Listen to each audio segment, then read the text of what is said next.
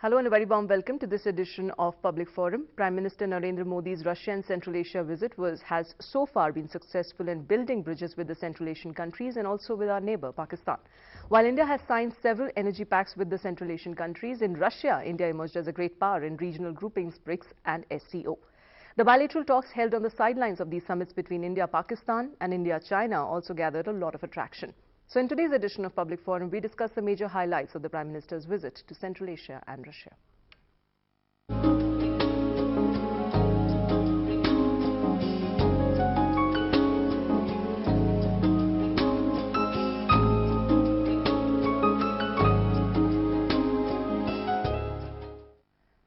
And my guests today are Dr. Pankaj Jha from Indian Council of World Affairs, Mr.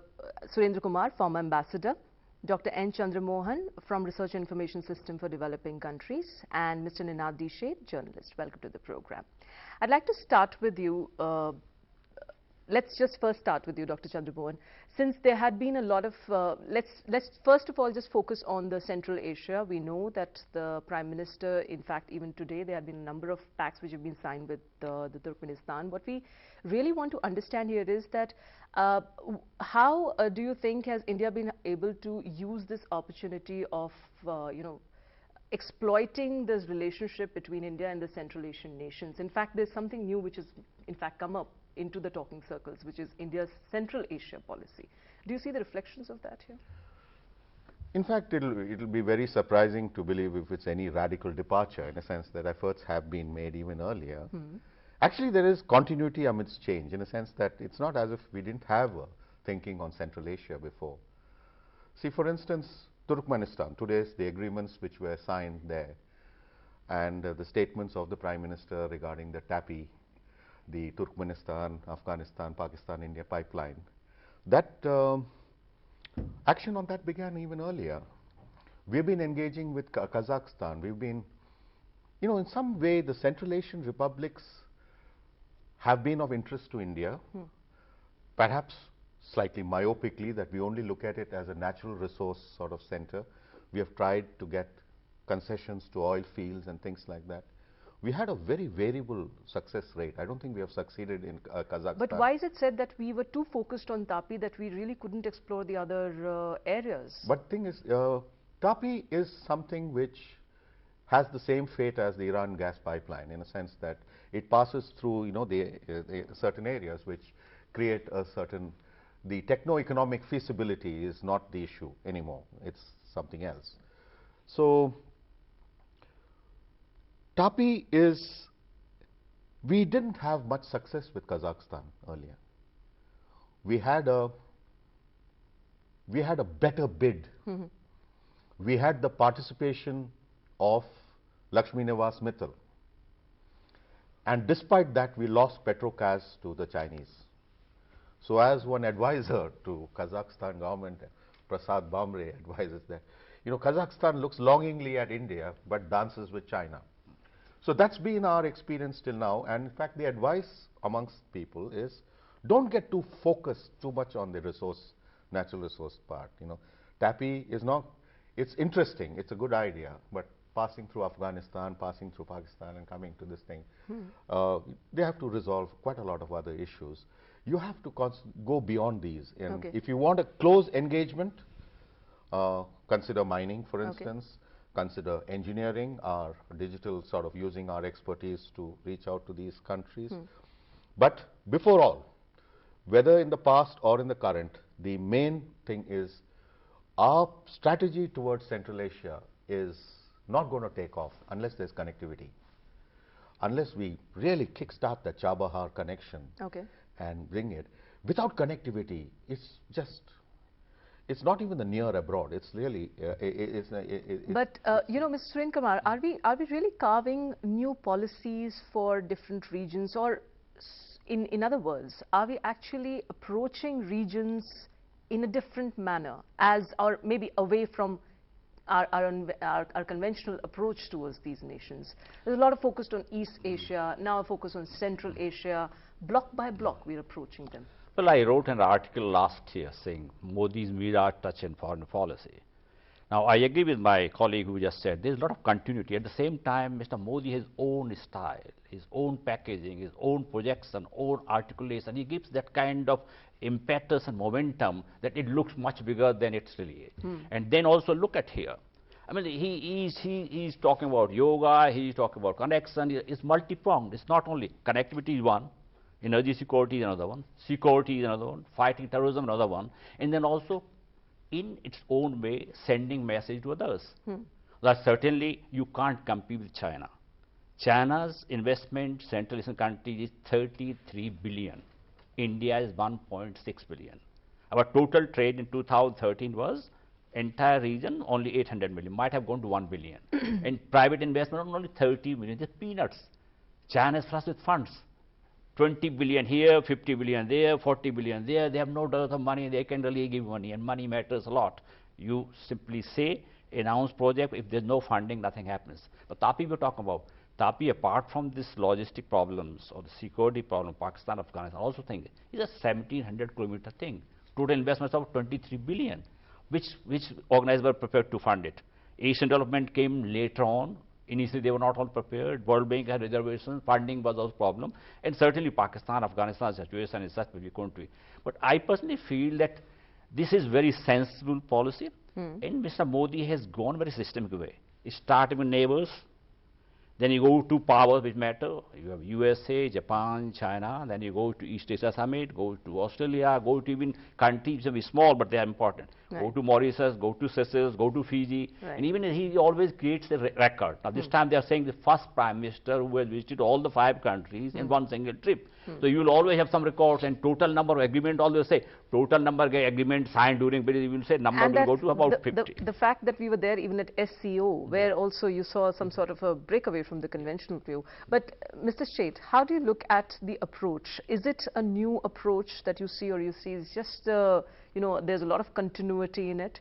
And at the same time, do you think that if there is a new approach in it, then is it really you know, in the right direction, just the way India should be on the international front? It is definitely a new approach. I mean, it falls under the Prime Minister's overall foreign policy, as was mentioned.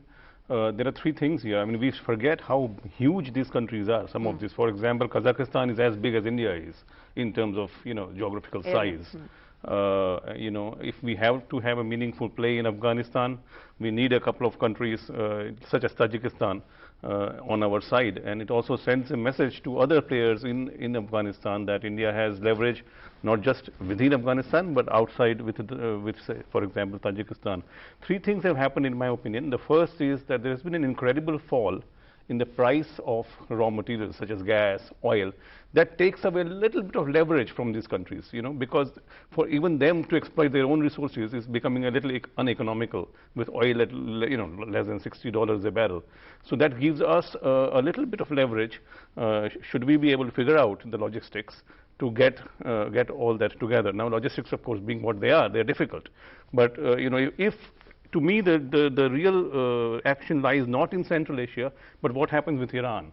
If Iran gets out of the sanction zone, then there is a possibility of Iran working out something which will connect Bandar Abbas to Central Asia and you know, our port in Mundra to Bandar Abbas. So it's not as difficult as it sounds. Today, you know, technology has led to death of distance.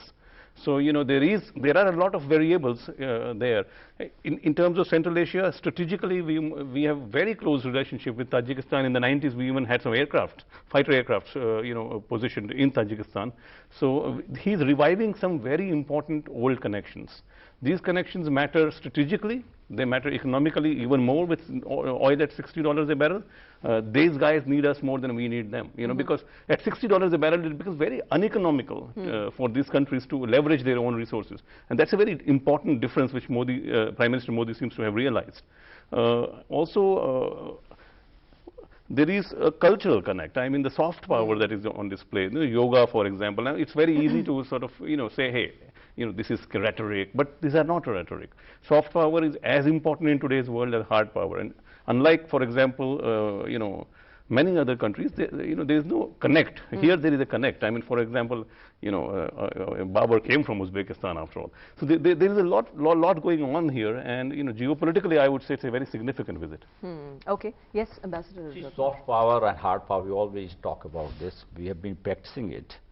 Fact is, we must not really put too much of emphasis soft power. Soft power creates atmospheric. We're not, but I soft think on the power, I'm side telling, it's I'm a just, good thing to have. when the crunch is there, look at China. Prime Minister visit there. You try to sell Buddhism as much you want, but on the key issues, Chinese will not budge an inch. You can go on talking about Buddha all the time. Right. Same is here. You can go on talk about Islamic connection. You go on talk about Sufism. But there are basic. I think it must At always BRICS, be. he talks about having It sports must be tournaments. huge. It must be Yeah. huge. It is very useful. At the same time, soft power, hard power go hand in hand. You have to have hard power to support your soft power. Okay. You try to soft power, use smoothen the passage. Very quickly. No, I'll just say that, I was not confusing the two.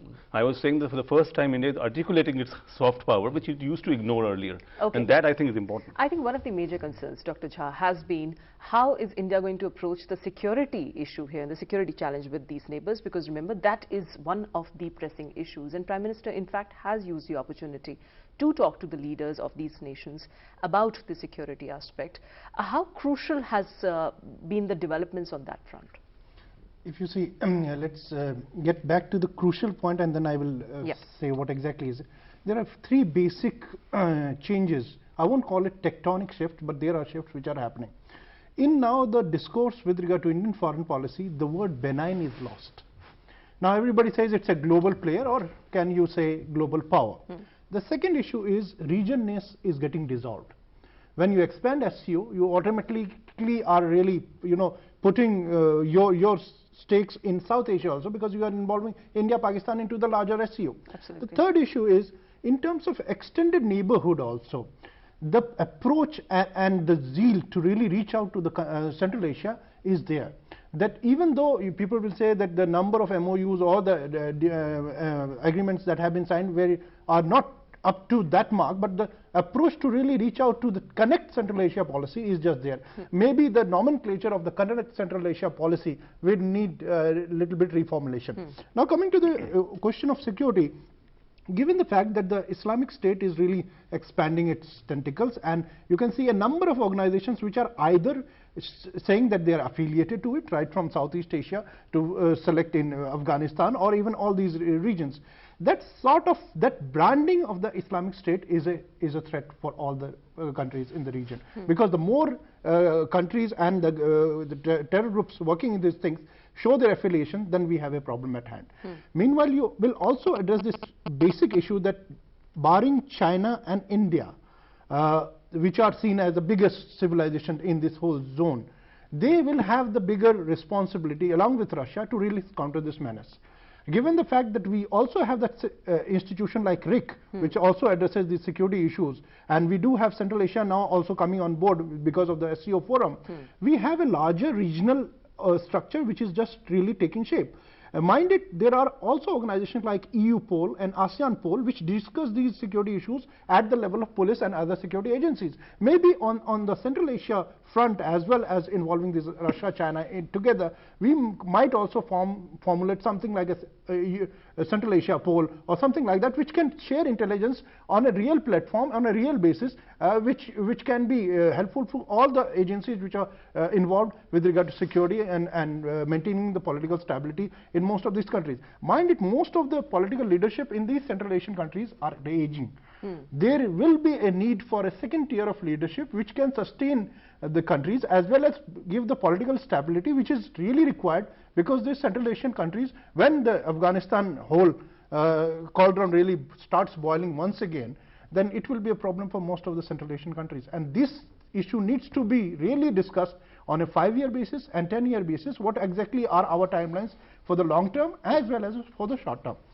And you think that, there is in fact a different approach towards these countries now, which has to be in fact maintained from our end too, because in the past we haven't really seen much of those visits, bilateral visits so to say, or such visits at this level in the past. In fact, SCO has also been limited to certain goals itself. You haven't really seen SCO, raising beyond a certain level. But this time with the induction of Pakistan and India as members of the SCO, does it really make a lot of difference, and would the same momentum has to be, has to continue from India's end as well? There are two basic factors which are acting at this moment. The SCO itself has created a fault line between NATO and SCO involving India and Pakistan now, because that fault line created Ukraine, and that was where. Now coming to the second issue is that when you join a multilateral organization, you come across some convention on regional terrorism or something like that, and you abide by it. By that, you have to provide that minimum information which is required by all the countries. Maybe by this structure, it will become compelling for all the nations which are involved in this process to provide information. And in that case, you might discuss those issues on the long run or on the short run basis. On a very primitive level, I will rather say that given the fact that Central Asia was seen as an inroads to Afghanistan when there was Northern Alliance over there, and India sought these countries' help in really sneaking into the Northern Alliance and supporting them, maybe this is another phase, another area when India can approach the same structures through the Central Asian republics to reach out to Afghanistan in a different way from the security point of view. Okay. Mr. Sheth, you see the fact that Dr. Chandramohan also said that there's been a lot of focus on the natural resources aspect for a very, very long time. Right. But the fact is that we are really in need of those resources, Correct. and so are those countries. Sure. What is going to be the future of all those, the projects that we had, whether it's to do with TAPI or, other agreements or other links that we really want to have with these countries? And is security going to be one of the crucial issues, since these areas are very sensitive? Security is certainly sensitive and important, but the Central Asian republics are having much less of conditionality when they provide uranium to us. Uranium is something we are not going to get that easily from other countries. Australia gives it to us, but there are several conditions. So that is extremely crucial for India's civilian atomic program and so forth.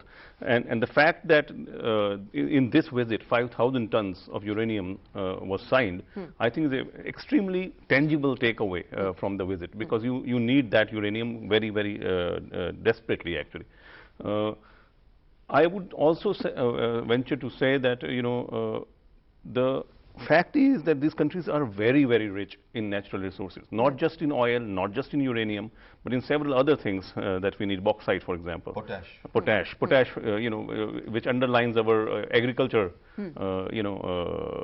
fertilizer business. So. But for that, what Modi has done and what he has done consistently, the Prime Minister has done consistently, is to put a political will behind your economic engagement. And that is very important in international relations, that India is now ready to do business. It is not a reactive foreign policy, it's a proactive foreign policy.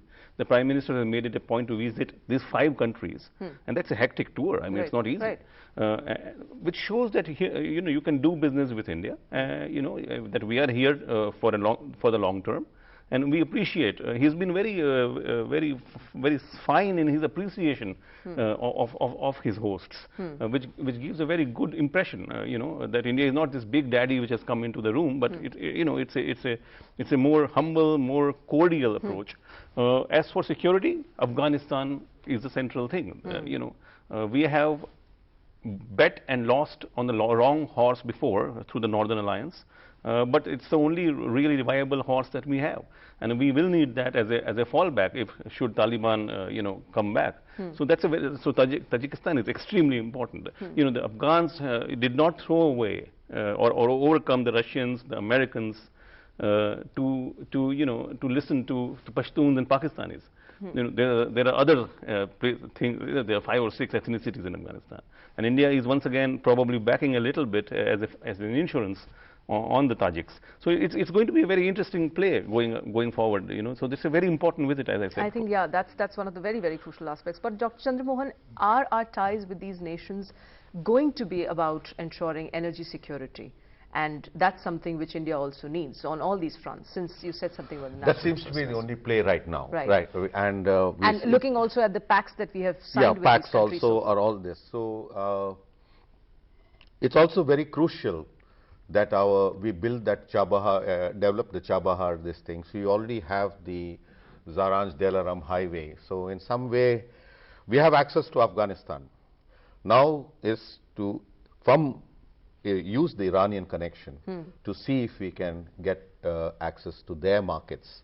See, in fact, the reason why none of these things, there's been no critical mass of, in a sense, because this connectivity is, it has bedeviled the entire thing. Like even our trade volumes are marginal for just this reason. Not that they don't need our product. How do they get them across? It's a very long. As you said, the connectivity is very, very important. So aspect. this is, if we step up the pedal on that, then there is a basis for reasonably optimistic thing that we can engage them far more than we have been able to do in the past.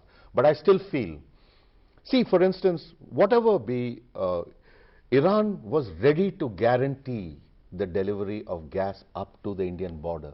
Even then, we didn't play ball with that. So Turkmenistan doesn't have that capability of assuring even that, because it has passed through Afghanistan, it has to part of Pakistan. Who are the guarantors in this? Financing, believe me, is a problem, but it can sort itself out if it's an idea whose time has come. There are now, even the BRICS Bank has reached the capability of even funding a venture like this. They can call it clean energy and fund it, So there's nothing like it they cannot do to, fund it. Money will come. Money is not the issue. It's something else. So in some sense, we shouldn't chase this. There is going to be this resource, if you keep fixating ourselves on this, trying to see if we can get something in Kashgan or, in the Kazakhstan thing, we may have variable success. So you think our approach should be in building that connectivity first, and that's how probably... And then let the trade volumes pick up and things like that. And accordingly, yes, and then the businessman, it becomes a business win-win situation for our people to locate there, and then the trade, things like that. Sir, comments from you. Well, I was saying, look, energy security is important, connectivity is important, but there's another factor which is very important in all these 5 countries is how India can not contain, not compete, but do something about what China's influence is there. China is dominated factor there. Whether all these countries, you can't measure them in terms of money, but you do in your own way. So Modi is offering what? Capacity building, skill development, you have IT center, you have Param supercomputer, you really try to make it possible for them to say India means business, India wants to help you, not simply just getting sort of raw material, all these oil and gas and uranium from you. And that message has been conveyed. Yes. Okay, fine. On that note, we'll take a very quick break now in Public Forum. After the break, the discussion will continue. Please don't go anywhere. And one more key announcement, which in fact came on this visit of the Prime Ministers to Russia and Central Asia, especially in Ufa, when the BRICS summit as well as the SCO summit took place. One of the crucial things, I'd like to start with you, Dr. Chandramohan, was the new BRICS Development Bank, something which was announced last year. Now it's going to be operational from next year, but the countries have announced their contributions to this bank. Is this bank really going to be a big change maker in the region, since it's going to in fact also reduce the dominance of the Western dominance, rather, I would say, of financial institutions like the World Bank and the IMF? It is not ready to topple over the Bretton Woods twins in any reasonable, conceivable future. Neither is the AIIB in that sense, even if you put them together. But AIIB has a greater, in a sense, source of concern to the existing multilateral financial order, the Bretton Woods twins. That so in some sense, but what is significant about it is not the fact of its formation, but the fact that they set aside 100 billion contingency fund to take care. See, right now, that takes care, in some way it addresses the uncertain global environment right now. And everything, and people are even talking about a Great Depression type of scenario playing itself out in terms of, beggar thy neighbor policies, of competitive devaluations and trade contracting, which is already happening in a way. In some sense, if somebody is needs liquidity, and this fund, 100 billion, is a good beginning to give that sort of insurance to at least that. Each one of the BRICS people are feeling vulnerable. 2 of them are already in recession. One of them is having a stock market meltdown and it's slowing down very dramatically. The other is growing very slowly with 25% unemployment. I mean, look at the problem. And right now, in a volatile global environment, they're quite vulnerable. And as he mentioned, the commodity prices have gone south. So Brazil and Russia are very, very vulnerable there. So for all these reasons that Is India in a different position now? right I mean, now, on the BRICS, because statistically, we are the fastest growing economy in the world. Absolutely. Okay, statistically. Yeah. Now, really, the real situation is known to the policymakers, and that reality is that there is no pickup in investment. Where are these numbers coming from? So in some sense, without going into that sort of situation, India looks pretty right now because of the fact that it has a 7.5% official growth rate and a much more containable external situation.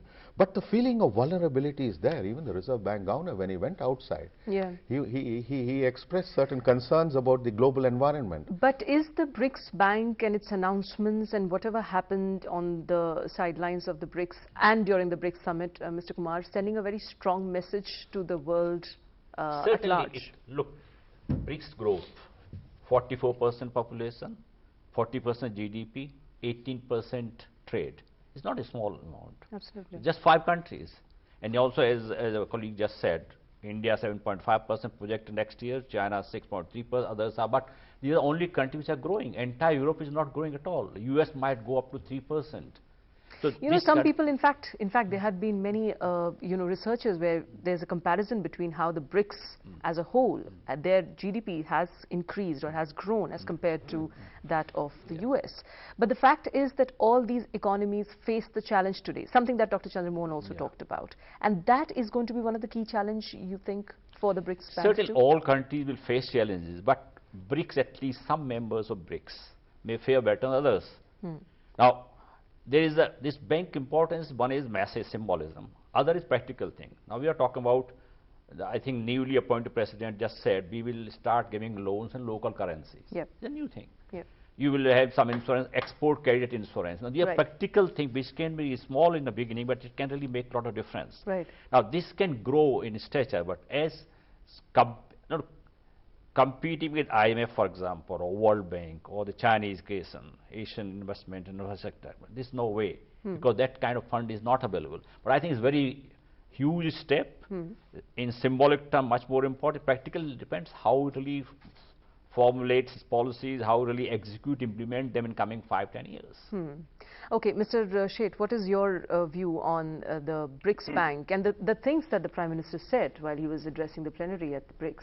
Some very crucial things he talked about. I would say that, we have to go back a little in time. We have to go back, China and India within BRICS are 5,000-year-old civilizations. Only 250 years ago, they were 50% of the world's trade. So in many ways, this is not new. It is a natural progression of time. It is just a recovery of self after colonialism. So this is a very significant development. That here are countries which are, if you look at their time span, what is 250 years for them? They are coming back symbolically as well as practically. $100 billion is not a small amount of money. It's a lot of money. It is a lot of money, especially as money of the first recourse. So now you may not have to go to the IMF for the first recourse. You have a buffer. BRICS, however, has 2 problems. One is Brazil. It is running out of steam, seriously. I mean, some people have already questioned whether the B should be in the BRICS. Yeah. It has failed to deliver on its early promise. As it is, people say it's just the IC, the IC, which is there. Yeah. Well, some people do, but Russia, of course, is Russia is Russia. I mean, it is a first world country. It is richer per capita than any other country, including China, per capita. So the Prime Minister, I think, said some very significant things. One of them is, as I said, the new architecture which is emerging post the Bretton Woods arrangement. That here is, if you see this bank and the other Chinese bank, a financial alternative to the World Bank. Now, does it have to be that big? It doesn't, because it does not have the same purpose. It doesn't have the purpose of rescuing a country that IMF has in an emergency. The purpose of the BRICS Bank is to help with infrastructure development on the ground. And the problem here, of course, is that the notorious inability of India to actually finish projects on time, either in India or abroad. So a lot of that money could actually get wasted. And do you think that, you know, the composition of this BRICS itself is also going to be one of the problems, I since think it happens to be a group of the unequals here? Unequals and strategically opposed. I mean, China and India, for example, are not, you know, exactly. You see, that's a very interesting aspect. Dr. Jha, the fact that these countries can't engage with each other and there can't be much of the political engagement, so to say, does that really, you know, in a way also hamper the growth of a particular grouping like BRICS in this matter? Do you see that? In this regard, let me allude to China's investment strategy in terms of aid and assistance, especially in 2010 and 2014, the official papers that they have really came out with, in which there was a very interesting thing that most of the infrastructure projects that the China has really commissioned is in authoritarian dictatorial regimes, and it doesn't take into cognizance of whether there's certain democratic norms or something has been met or not. Now, within the BRICS itself, this might really sneak in terms of decision making, both from the individual country's perspective.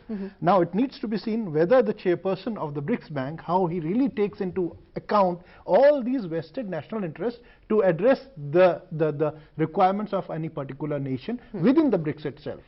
The second issue is that China itself is giving some steam to AIIB, where it is a 30% holder. Now, for China, it is the best vehicle or the car it wants to really drive in certain conditions.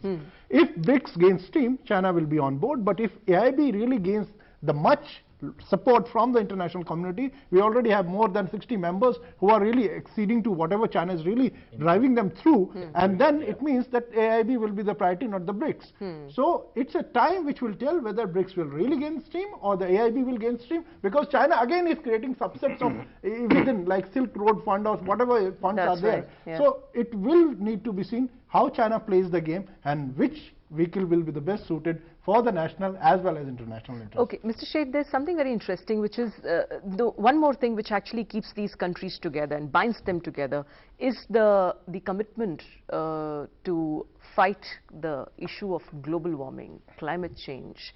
These countries are prospering, developing economies. They have to develop, but not at the cost of, you know, of course, damaging the environment. That's one of the things which actually emerged during the Prime Minister's address too in the BRICS summit. And do you think that, you know, the countries are really heading towards a way or in a position where the developing countries can really face those challenges from the developed world? Well, a lot of people actually believe that global warming may not be caused by you know, human intervention. It may be caused by you know, the solar spot activity. Yeah. But you know, to come back to this, strategy is emerging where the Western agenda of saying that, you know, if you have the same number of cars as we do, there will be a disaster, has to be faced and is being faced. The largest polluters per capita are you know, suddenly saying to India and China that you cannot become rich, you know, because otherwise the whole you know, planet will collapse. I think there is a meeting of minds here, very rare meeting of minds between India and China, where I don't know whether it will sustain till the last, where both of them have decided probably to say that, you know, although America and China did cut a side deal recently, but it didn't have political substance. So India and China are unlikely now to agree to you know, unilateral emission norms. I mean, that seems to be coming out slowly but surely. Personally, I think that the global warming debate is an open debate. It's not been proved by you know, substantive. But a lot of stress on ensuring conservation of resources, especially water, also clean energy, renewable energy, energy efficiency. The first project to be on clean energy. There's a lot of stress on that. But Dr. Chandramohan, looking at the domestic the requirement of this country to switch to something cleaner like solar energy, and the fact that there has been some ambitious targets also made at the domestic front, and the fact that this issue has been raised at almost all possible international platforms, specifically with neighboring countries like China, an equally developing economy, is it really going to translate into reality? Do you see that possibility? I mean, or the positivity around this thought? No, the consciousness is there, the urgency to do something about it is also there. And in some way, you see the activism on the solar power front. You know, there seems to be a lot of movement even domestically in the country, the way the targets are being scaled up. That's right. And things like that. So That is very much on, and capital is also moving into funding this type of activity, and this Japan SoftBank and had a collab, I mean a deal with somebody else to invest 20 billion in renewable energy projects. So there's big ticket FDI also riding into this sector.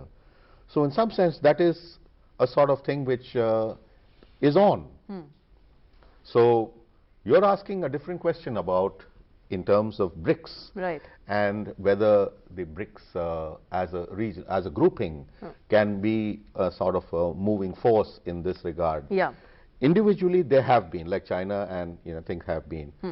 But just keep one thing in mind, just sort of a reality perspective in mind. These BRICS grouping did not come out of itself naturally. Yeah. They have nothing in common. It was a creation.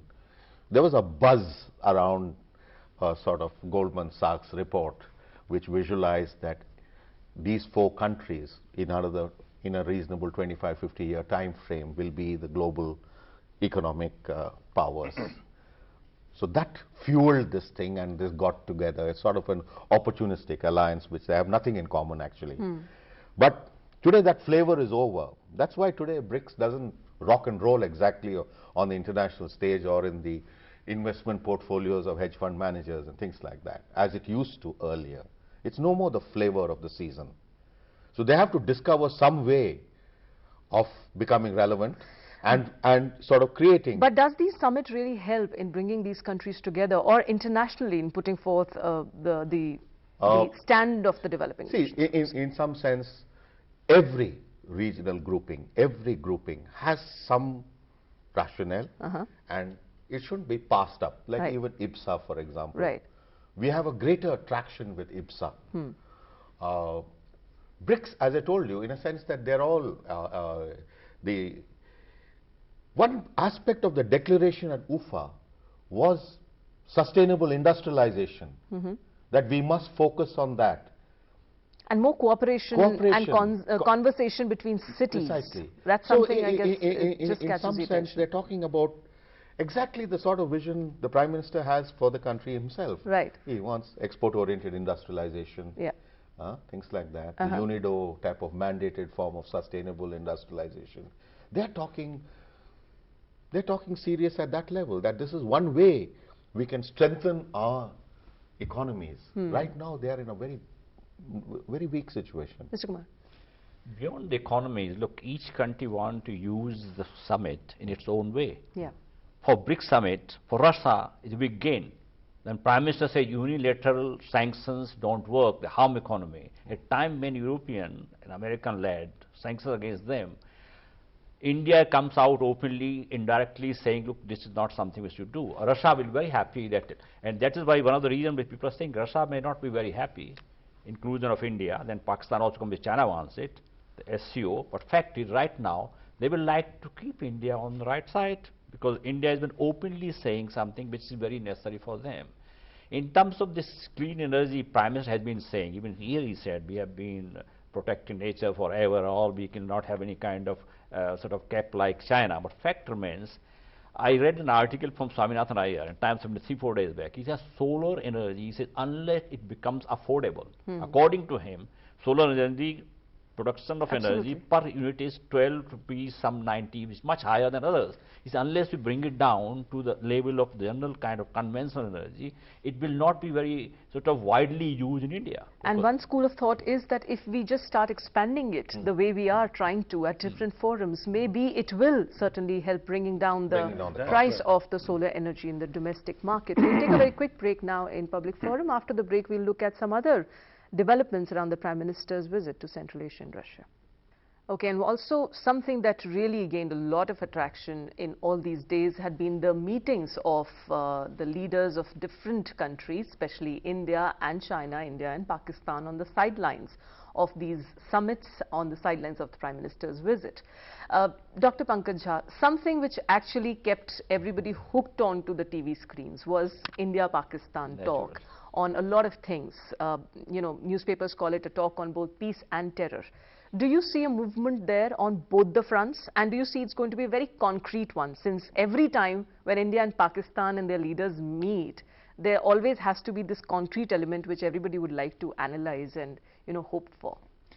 We are diplomatically very conscious and strategically alert. Okay. So these two things were what really transpired. Yeah, that really sums up what exactly must have happened over there. Given the fact that we also met during the SAARC summit and we really tried to break the ice, and once again India should not be seen on the wrong side of the fence, given the fact that it's approaching to really have some talk, meaningful talk. But given the fact that there is too much of concerns with regard to cross-border firing, if Pakistan plays the ball, and it needs to be seen how long it plays the ball in the way that we like it to be. Otherwise, in terms of talks, we are the talkative, argumentative Indians. But what about the military to military, you know, contacts and cooperation that's been talked about? It's now being at the level of the DGMOs. We know that the NSAs of both the countries are going to meet. Are there more headways that you see on that front? Because this is something, it's nothing new. We know it has been happening. It's been a recurring exercise. Just gets stalled at times and then it has to be started again. No, the political cost, what is involved in terms of these ceasefire violations from Pakistan, as well as the counter measures taken by India, has huge political cost in the domestic constituencies of both the countries. Given the fact that there will be political pressure as well as domestic pressure from certain lobby and groups, which will be really playing between these two countries, I believe that the long-term peace will be the main motive for both these leaders, as well as NSCs and the DGMOs, because you can't let this go on, because invariably what really creates that India-Pakistan border will again be listed as a hot spot in the international politics and other strategic discourse. And we can't afford to do that, given the fact that India is cruising at a very comfortable speed of more than 7% economic growth, and we are seen as a good economic global player. We have some say in G20. We are aspiring for an APEC membership. We are also seen as a very capable player in the larger geopolitical dynamics of be it the West Asia or Central Asia or East Asia. Given the fact we can't afford to have nasty, you know, confrontation with Pakistan, which might aggravate tensions with regard to nuclear powers having a tension. So maybe in the 1 and 2 years we are likely to see some sort of equilibrium which is maintained between these two countries through different levels of interaction. But till then you'll see a number of more ceasefire violations at the border, a number of other activities at the border, and that would certainly, you know, go on to vitiate the environment. Yes, Mr. Sheikh. I personally think that you know, the Islamic Republic is a thermonuclear power. It's a nuclear-armed neighbor, antagonistic to India, and yet it has to be addressed just because it's a thermonuclear power. There's an interesting dissimilarity between India and Pakistan. For example, TCS, an Indian company, its market capitalization, meaning the value of all its stocks on the market, is bigger than the entire Karachi Stock Exchange. So, you know, Pakistan, it doesn't really matter now to India if you look at it in economic terms. It just doesn't matter. We have very little we need from Pakistan. So economically it has very little meaning to a $2 trillion economy growing at 7.5% or whatever it is. What does matter is the bullet, is the gun against our head. Now, how do you disarm that gun which is against your head? It is not going to be easy. It's not going to be overnight. But if there is a gun against your head, and this is a thermonuclear weapon, then you have to be real. You have to talk to them. You have to take U-turns sometimes, because you cannot wish away a thermonuclear weapon. Because if you look at it, Pakistan, this Prime Minister is born after the partition. So the memories of, that romantic Lahore and all that are fading. For Pakistan, in fact, if I was a Pakistani, I would think that this is the right time for me to make a breakthrough. You can talk to a $2 trillion economy. I am not sure if you can talk to a $5 trillion economy. That's part of the problem. But Mr. Kumar, is Pakistan really in that state? We know what kind of fractured state it is, where there is no clarity as to who are you really dealing with. Look, for the last 20 years, a lot of people in media, so-called experts, have been saying Pakistan imploding, Pakistan go away, collapse. All those talks are really not realistic. Look at China has declared $46 billion to be given to Pakistan next 5 years. Implications for India, all the infrastructure and that will come. Even USA gave $1 billion. They are in business. Afghanistan, what happens after that? They are very much there. So let's face it that Pakistan is important. We want them to be peaceful neighbor with us, but we talk about meeting. The problem concrete, you talk, how concrete? Mr. Nawaz Sharif is not same state like Narendra Modi. His position back home, civilian government is so weak. They don't call, I mean, the army, ISI, they call the shot, not Nawaz Sharif. Foreign policy is in the domain of the ISI military, not Nawaz Sharif. He may agree many things, but how much he can implement. But I will refer to many people ridicule Mr. Manish Kai's saying uninterrupted dialogue, but there is some sense. We have seen so many times, there is a dialogue, then we go backward, again we come back. We have seen euphoria when Mr. Bajpayee went to Lahore. I was that ambassador Libya, entire Arab world, overnight became friend of India, peace. What happened? Kargil. Even swearing ceremony of Modi, you have all those now bonami and change of saris and since sweets the Prime Minister has been invited this time for the next SAARC he summit. should go. In my view, he should go. He will go, as he has also announced. He has accepted the invitation. But how crucial is going to be, is going to be in fact the impact of this meeting in Russia, between these two leaders? Well, NASA is a neutral place. Don't forget, Tashkent, the agreement was signed long back. Because you see, there was a lot of speculation around what's really going to happen. I think the atmospheric matter also has been planned. It's not something happens instantly. It's not something which is like people will say like in US on the side step or something. No, it is well planned. Both sides were preparing for this. They're looking. Prime Minister picking up phone, talking on Eid and all, these are all kind of gestures you have used. The team is going for World Cup. You use these diplomatic nuances, the small little gestures. World Cup is being played, but Prime Minister picks up phone, wishing good luck, then you Eid come, you good luck. So this is a good gesture, and I think it is very, very important that it brings the dialogue or brings at least let's say the relationship, some kind of normalcy. Right. Right. And there is in fact a lot of politics involved here too. When Prime Minister dealt with the Chinese president too, there was this mention of China's stand on the Lakhvi release issue in the UN, which was in fact brought in. But at the heart of it, Dr. Chandra Mohan, there are several other things. Whether to engage with Pakistan and China on the economic front, there's also this thing that India has to gain a global space and a much larger global space than it has today. And there's constantly this thing of the UNSC reforms where India would need that support from a partner like China. How important do you think is going to be and are going to be these meetings with these three important powers, even if, let's say, Pakistan is not as powerful or economically as is China?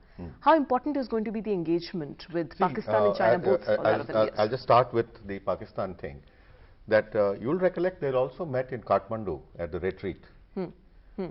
And very reluctantly they signed one of the three agreements was signed, but we made it very clear that you're welcome to come on board of this South Asian integration process, but if for some reason you feel you have your own concerns, we are going to go ahead anyway. Yes. So today we have the BBIN type of thing. There's some sort of sub-regional thing has accelerated, the visit to Bangladesh and things like that. He earlier mentioned our Indian Ocean forays and things like that. Right. Like that even with China, while we are giving a very firm thing that we did not agree with what they did on the Lakhvi question, he will ensure that all is quiet on the border and then there's a substantive economic engagement with China. Actually, the reason why I'm saying all this is, it comes back to what I began with. This was Manmohan's vision as well. He had no problem engaging with China. He had a very, he had a personal equation with Wen Jiabao, as this person has with Xi Jinping. And he was not afraid of the fact that there is space for both of us to cooperate and, and engage with each other and compete. Yep. So in some sense, co-opetition, there is a tremendous interest, and China will look a little favorably because right now its options are, right now it's on a weaker wicket domestically. Right. Now, the opportunity of an Indian market, of participating in the Indian story, the bullet trains and things like that. That's very attractive. Absolutely. So it's going to be a win-win. Uh-huh. So in some sense, outwardly it would look that we spoke firmly with China and things like that. But we kept the door open for a both the substantive countries. thing Right. with both Pakistan as well as with China. We are going to engage with them. Right. And believe me, I'm not so skeptical as many of my colleagues are.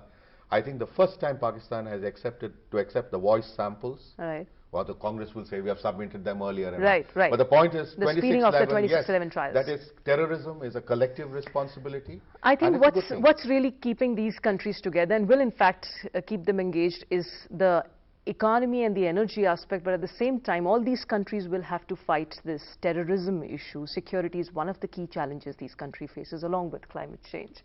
Well, on that note, I'll have to wrap up this discussion. Thank you very much, gentlemen, for joining us. That's all we have for you in this edition of Public Forum. Thanks for watching. Goodbye.